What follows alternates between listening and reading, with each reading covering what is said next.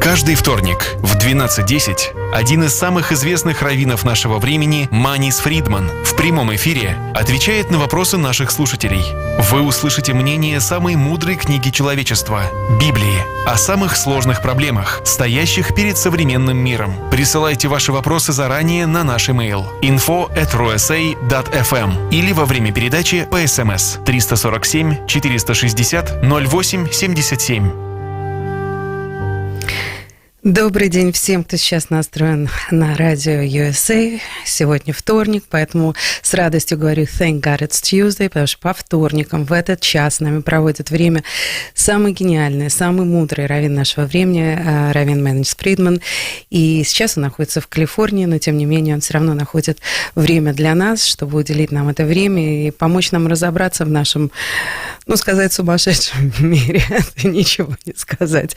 Очень сложном, запутанном мире. Все равно мы к нашему миру относимся по-доброму, любим жить и хотим жить хорошо и делать этот мир лучше. Вот для этого и существует вот эта передача Thank God it's Tuesday. Поэтому хочу сразу обозначить тему нашего сегодняшнего дня.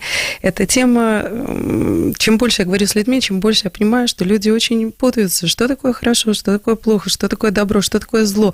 То есть реально мы живем в мире, где это что-то стало тяжело определить.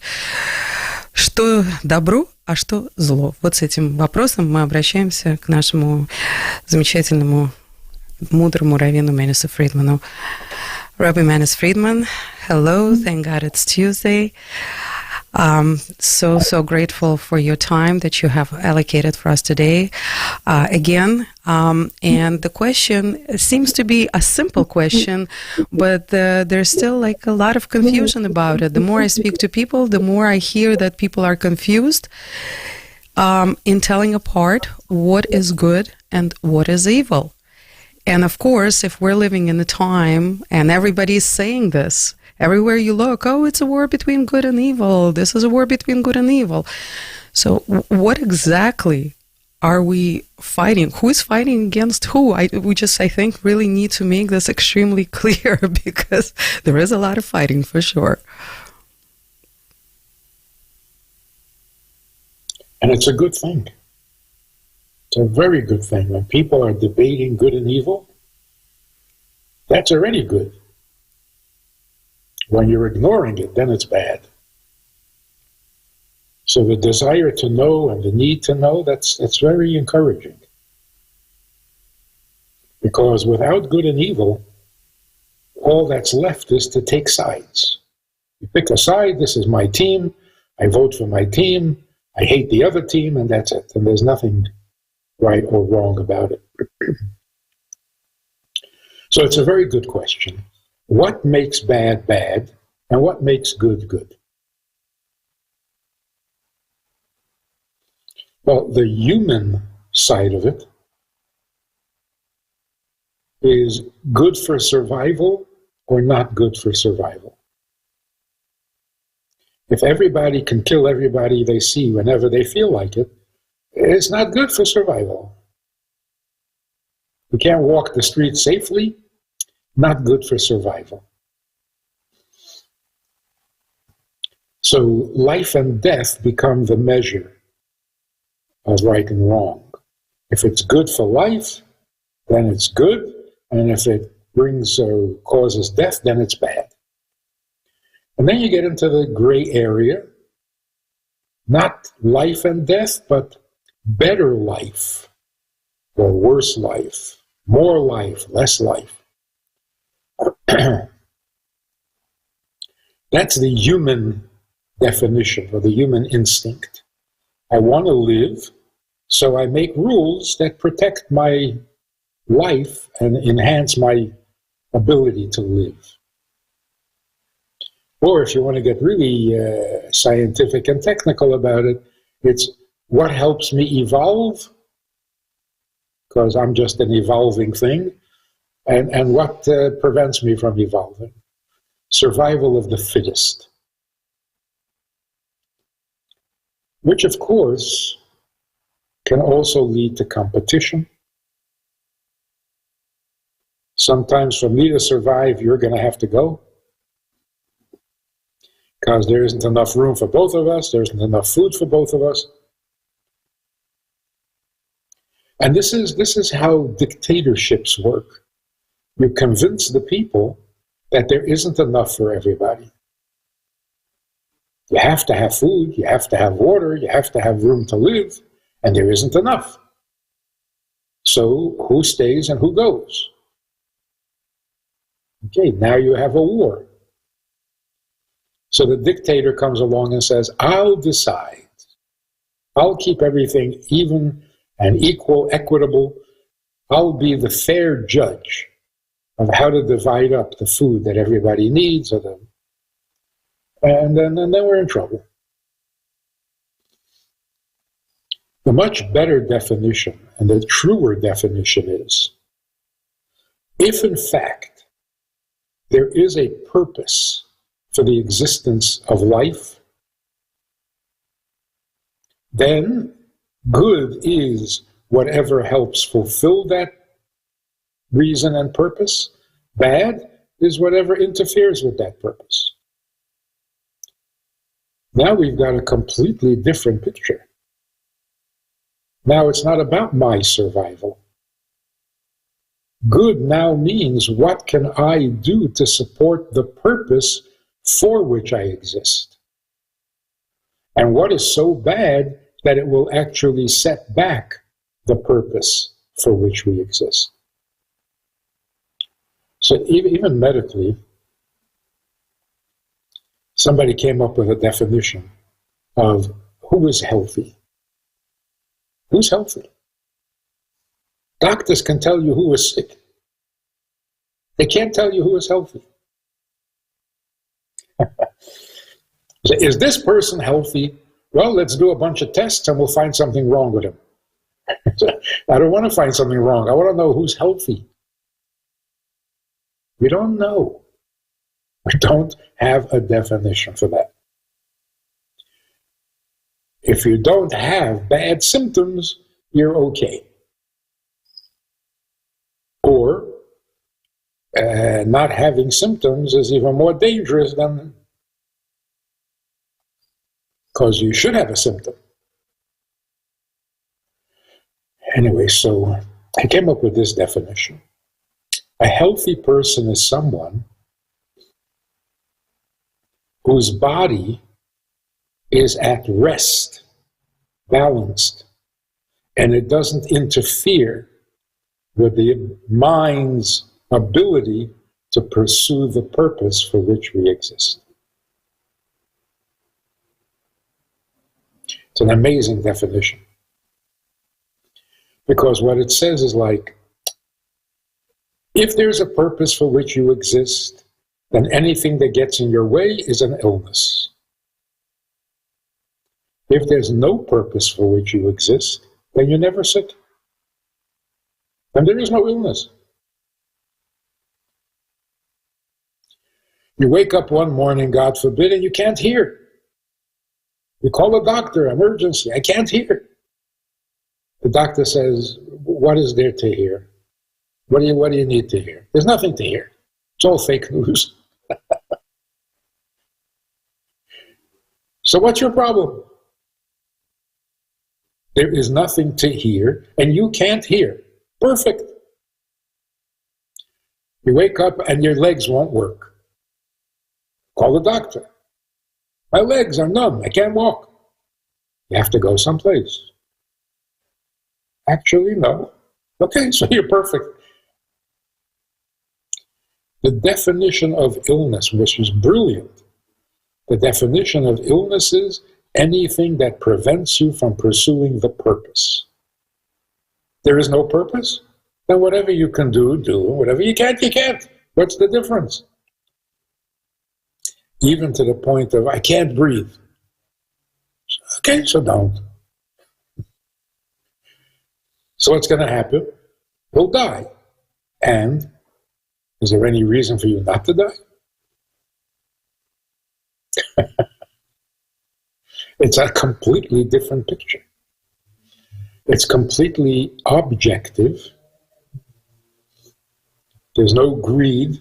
There's no competition. There's no jealousy. There's a purpose that needs to get done. Are you helping? So if you have an appointment, and it's a very important appointment, and you have to get there, and your legs won't take you, well, that's got to be fixed. If there's something you need to learn, you need to hear, you need to know, because it is the purpose for which the world was created, and you can't hear, that needs to be fixed. But what if you can pursue the purpose for which you exist without walking? Then you don't need to walk. So the fact that you can't walk is not an illness. You just don't need it. And there are people in wheelchairs, paraplegic, quadriplegic, and they wake up every morning and they pursue the purpose for which they exist. They're the healthy ones. And the athletic guy who doesn't know why he wakes up in the morning, that's not healthy. So even in terms of health, the definition of right and wrong, does it lead to the purpose or does it take you away from the purpose? That is so universal, that's so essential. So in fact, a person who is healthy in every possible way, he just doesn't know what his purpose in life is. Dangerously unhealthy. Because everything he has, all his abilities, all his talents, for what? That leads to depression, anxiety, pills, frustrated children. Rabbi Fridman, so what is that?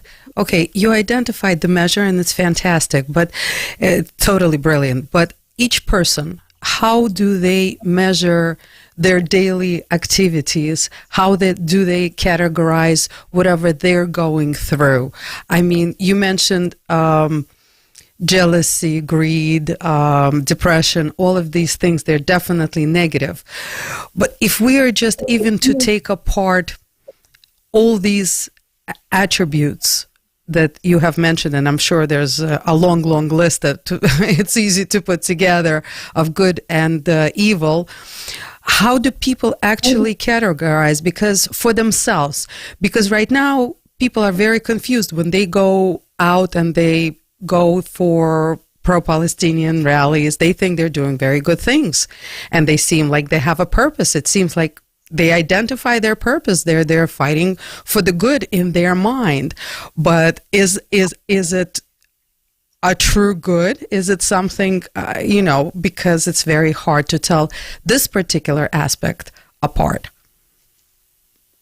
So that is a perfect example. That's so enlightening, what's going on in the streets. People are so desperate to feel like they're living out a purposeful existence, that they will latch on to whatever sounds like a purpose, even if it makes absolutely no sense, and you're not really accomplishing anything, but on a very superficial level, it feels like we're doing something meaningful. That's actually the silver lining behind all these rallies. Whoever organizes them is pure evil. But those who are willing to march, the average student on campus, they have nothing better to do. Shouldn't you be taking care of yourself? What are you marching for Palestinians? You don't even know who they are. You don't know where they are. You don't even know what their problem is. Free them. Free them. From what? I don't know. That's how crucial purpose in life is to life, to human life. So, what is our purpose? And there's no question, there's no doubt that there is a purpose, because for all of history, people have been looking for it. So unless we're all crazy, if we're all, for all of history, looking for a purpose, then there is a purpose. No one is homesick if there was never a home. So you feel you're missing something, then there is something. And that's why... Rabbi Friedman, but they're out there, and in their mind, they're fighting for life. In their mind, they're on the side of good. Yes. And whoever is behind it is on the side of evil. But this is the huge confusion of today. And how do we get people unconfused? Purpose is fantastic, but the true purpose and the made-up purpose is very confusing. So the made-up purpose is so obviously meaningless if you just bother to take a closer look. But it's out of desperation, not out of conviction. So yes, the call of the hour, what needs to happen now, is people need to know what is the purpose. You don't have to convince them that there's a purpose and that the purpose is important. They're already desperately looking for it. So where will moral clarity come from? From studying 18th century France? From studying science? Where will it come from? Science studies what is. It cannot tell you what it's for. It can't give you the purpose of existence. That's not its job. It was never its job. In fact, if you ask a scientist, why are there particles and quanta? Why? That's philosophy. That's not our job. And if you ask the philosopher, it's one of the mysteries of life. So where are you going to get this answer? The only way, just simply logical if you're not biased, the only way to know what the purpose of life is to ask the Creator his purpose. So knowing that there is a purpose means you believe in a Creator. Otherwise, whose purpose are you talking about? Why does the universe exist? Well, who are you going to call? The Ghostbusters? Who do you ask that question of? Why is there a world? The only one to ask is the Creator. In fact, you don't really have to ask. He didn't wait to be asked. He gathered a bunch of people at Mount Sinai, and he said, I'm going to tell you why I created the world, and don't keep it a secret. Share it with the rest of the world. And what did he tell us? He told us that he is holy, and he is infinite, and he is true. And he wants to bring all of that down to a created universe that is not yet true, it is not holy, and it is not infinite. In other words, God wants to be present in this world, on earth, not in heaven. He gave us tools, do's and don'ts, that can make the world more like him. True, holy, infinite. Infinite meaning indestructible. Endless. That's what we've been doing for 3,335 years, since Mount Sinai. Trying to make the world holier, make life more meaningful, and tell the world why we exist. Until about a couple of weeks ago, all right, a couple of months ago, not everybody was interested. It's only for the religious, for the spiritual, for the seekers, Now, it's as essential as bread and butter. Actually, more essential because you can't eat bread because of gluten. It's a big problem. Rabbi Fridman, but what do we do with information, with the news like today, where Spain and Ireland and Norway recognized a Palestinian state, where a deputy prime minister of Spain has bluntly ended her speech with from the river to the sea, which means nothing other than destruction of Israel. I mean, this is already now we're where the decision makers are, where the countries are getting together against us, against the state of Israel, and what do we do with this? Like, how do we treat this kind of information, this kind of doings against us? Isn't it amazing? I don't know what it means, but look at who is outstanding in their anti-Semitism. Persia and Spain. Here we go again. Same characters. They're doing it again. They must be crazy. You start up with the God of Israel, and you end up a third world country. How many times are you going to do this? Iran and Spain are old friends.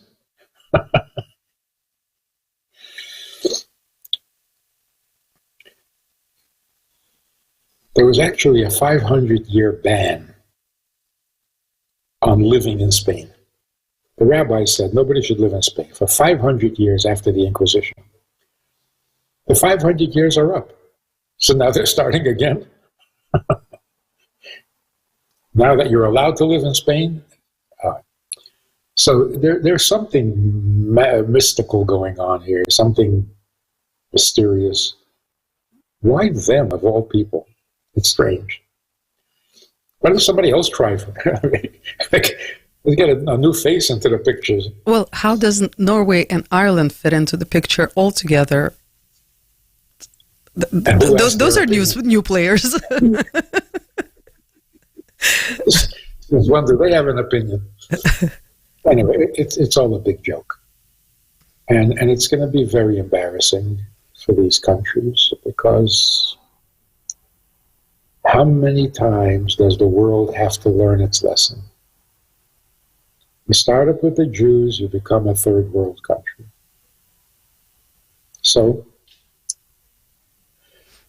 we have to ignore it because it's just a distraction, and we have to intensify our efforts at educating the world in right and wrong. So going back to the original question, how important is it for Jews not to mix meat and milk? Very. Is that a moral issue? No. Nothing to do with morality. Yeah, but in some way, it is more important than morality, human morality.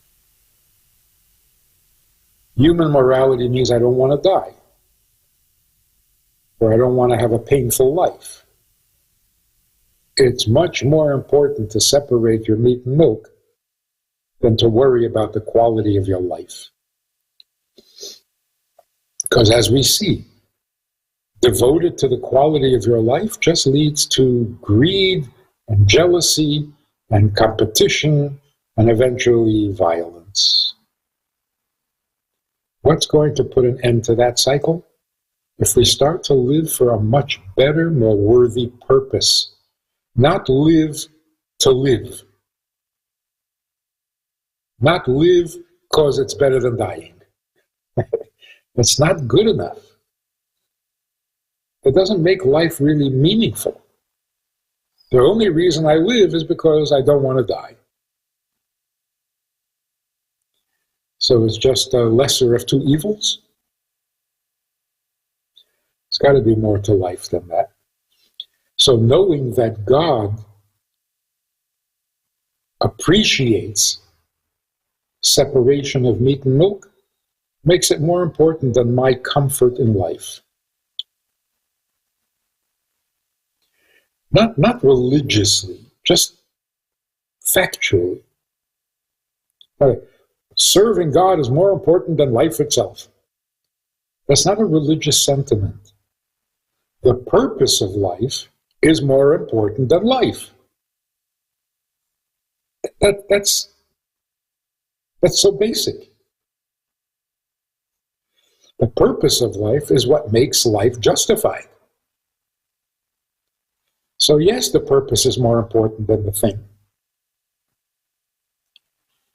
Without getting religious about it, because making it religious becomes selfish. It's my religion, your religion, my God will beat up your God. And we go just round in circles like that. And that's why it's important that people should know, and especially Jews, Judaism is not religious. It's not about going to heaven. It's not about being a saint. It's not about reward or salvation. It's about the Creator. Rabbi Fridman, but yet observant religious Jews have a problem with Israel being the way it is, that it's not religious enough, it's not godly enough. And I cannot help but point out, unfortunately, just the other day, I believe it was in Monsey, where Neturei Karta came out with a demonstration against Israel because they don't accept Israel. And then a lot of other Jewish people came out for Israel. And to be honest, it looked a little cartoony. It looked funny. It looked funny. You have Jewish people in religious outfits, and there's no agreement, and it was very, very cartoony, I have to say. So how do we come together on this one? No, Israel is not religious in its entirety. So do we accept it as is? How just from your point of view, I don't want to generalize how everybody else feels about it. What is the right way to treat Israel as it is now, and what is the ultimate end goal for Israel that we need? What do we need to happen? That's a very good question to ask those who are anti. So what do you want? It's dreadful to even think what they're suggesting. It's insane. And then you have to ask those who are religious, and what is your suggestion on what to do with? That's pretty scary too. That's why this religiosity, worshiping religion, is misguided. Whether you're religious or not, is Israel the Holy Land? Is it a holy land or isn't it? For sure is. So it is the Holy Land whether you're religious or not. So put aside the religious issues. In a holy land, what's appropriate? To behave in a holy land exactly the same way you behave in a non-holy land doesn't seem right. So living in a holy land demands a little more holiness. All right. How do we get there? How do we be holy? If you take God's interest a little more seriously, it's like we want the whole world to be God's kind of world. Certainly the Holy Land Even in the Holy Land, God gets no say as to how people live and how you behave. It's his holy land. So what's the difference whether an individual is religious or not religious? The objective has to be our guiding light. If you're committed to making the world more godly, what are you marching around and what are you shouting and what are you suggesting? Kill those people, get rid of those people. This is how you make a holier world. Holy wars? That's because you're putting your own interest first. Maybe your spiritual interests, but it's just as greedy. It can be just as nasty. So, getting back to the definition. Anything that serves God's purpose is infinitely right. That's what we call good. Take out one O from the word good, and God gets what he wants. So we really are working from being good, which is, 80% of mankind is good. We want to go from being good to being godly. Good for us or good for him? If it's good for him, we're on solid grounds. If it's not good for him, we are the worst of the worst because we're not considering him. So, if we don't put on tefillin, if a Jewish man doesn't put on tefillin, how terrible is that? How terrible? It's like a world without a purpose, a world without a God. That's terrible. It's chaos.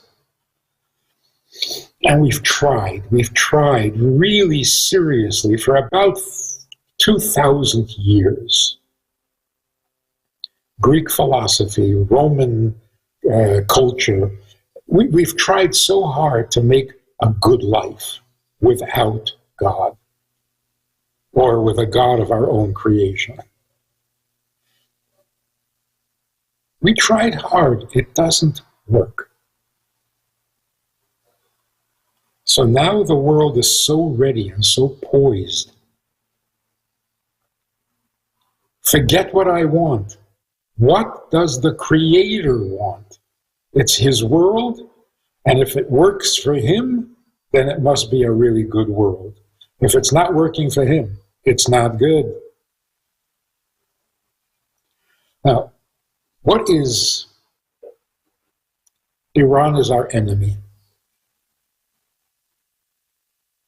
Dangerous enemy. Now let's say Spain also became an enemy of sorts. So what do we want? What's supposed to happen? Wipe out Iran.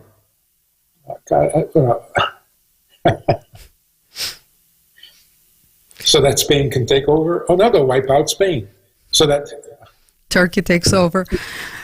Yeah, no. What we want is Iran to put on their dollar bill, "In God we trust." That's what we want. We want Iran to recognize that the God of Israel is the only God, and you cannot ruin his world because he won't let. Is that happening? I have to wonder. A couple of weeks ago, Iran fired 300 missiles at a tiny little country called Israel. And nobody got hurt. Hello? Now, you can come up with all sorts of excuses. Oh, they were shot down, they missed, they're cheap. Somebody was saying about the helicopter. The Iranian president went up. It's an old helicopter from 1970. It's a piece of junk. That's why it went down. Oh, and that's what they give the president to fly in? They don't have modern helicopters for the president? I mean, it's like people saying, the splitting of the sea and all the Egyptians drowned? They couldn't swim. Nobody taught them to swim, so they drowned. What's the miracle? Yeah, you can be that ridiculously callous if you want to. But I think Iranians are starting to notice. Everything they try fails. Miraculously. They don't notice this? They must. And they're going to come to the conclusion the God of Israel is the true God, and stop messing with him. What makes the God of Israel the true God? He has a plan. He doesn't just sit in judgment. Punish, not punish. He has a plan. A vast eternal plan. He shared the plan with us. He's partnering with us, or we have to partner with him. That's the God of Israel. So, in the next couple of weeks, people say this is a religious war. It is, but not in the sense of religions fighting each other. It's a religious war, meaning God is trying to convince us to work for him and not against him. Rabbi Fridman, why do you say in the next few weeks? Because it's becoming so obvious, even to Israelis. What are we doing? What are we doing? Okay, we beat up Hamas. Now what? Okay, now we got to beat up Hezbollah. And then what? Oh, and then we got to deal with Iran. And then what? Do you have a plan? Is there a plan? Is there a purpose? Taking revenge for what happened October 7th. All right, you took revenge. Now what? What's the plan? The plan. Not a plan. So, we've been saying already, like for 3 years, stand by for surprises. You cannot predict what's going to happen tomorrow. The only thing predictable is the unpredictability. Who becomes the good guys? Who are the bad guys? Presidents of universities are the bad guys? Who would have believed that a month ago?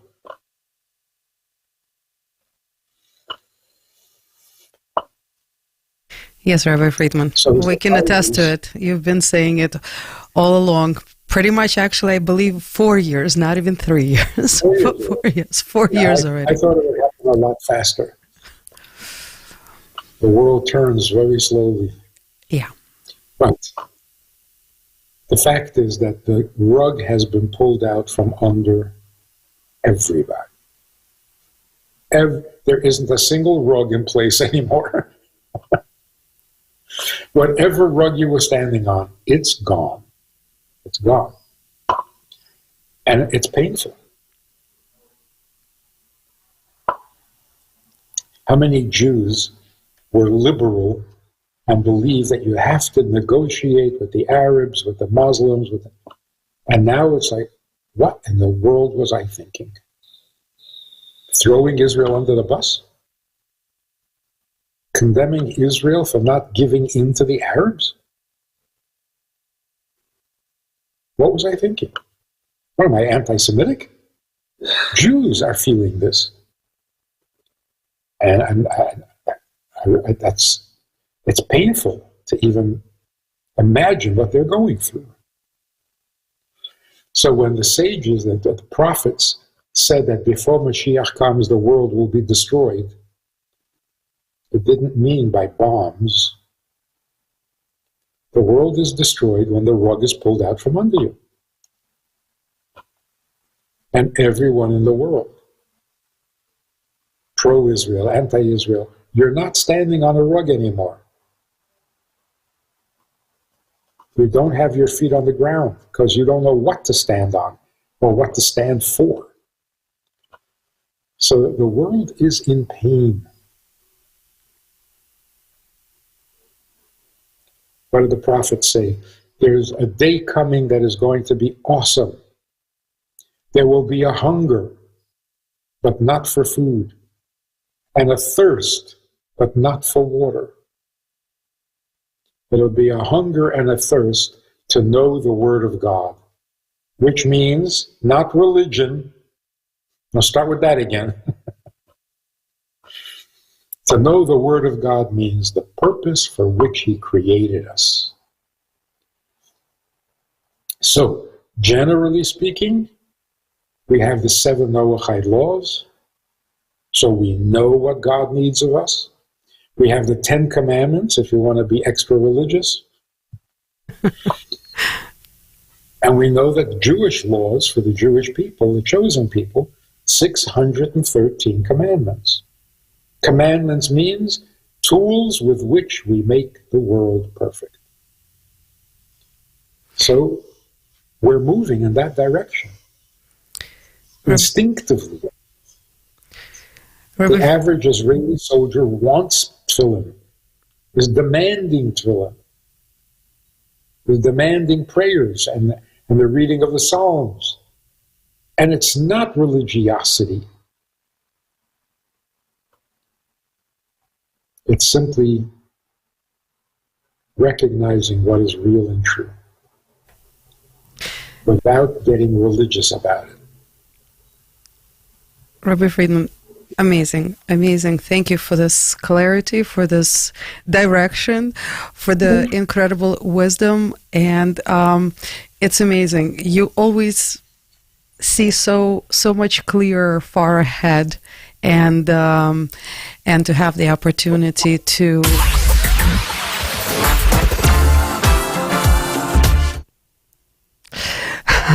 cannot override the system.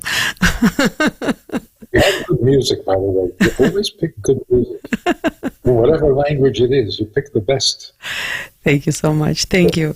But the best is what you give us weekly, and it's priceless. It's the wisdom, it's the optimism, and it's the ultimate direction and the strength not to get lost in this confusion, to see things clearly, to know the purpose. And we are very, very grateful to you for giving it to us and to everybody else who is searching, looking, who wants it, who wants a better world, who wants a godlier world. And thank you for the tools, Rabbi Fridman. It's absolutely amazing. So just be well, and please help us, continue to help us be on the right track, and do the right thing. This is what you're doing, and you're dedicating your time and your studio and your staff, and that's big. That is big. That's Thank you. That's the best investment we can do right now. So thank you so much, and have a wonderful week. And until next week, thank God it's Tuesday. Looking forward. Thank you very much. Ну, а всем, кто нас сегодня слушал, огромное спасибо. Спасибо, что вы есть. Спасибо, что вы стараетесь сделать этот мир лучше, поддерживать себя, поддерживать всех, кто рядом. И давайте вместе распространять добро, позитив и действовать в правильном направлении. С этими словами я, Аня Пекерман, передача Thank God It's Tuesday. Прощаемся со всеми. До следующей недели. WWPR 105.1 FM HD2 New York.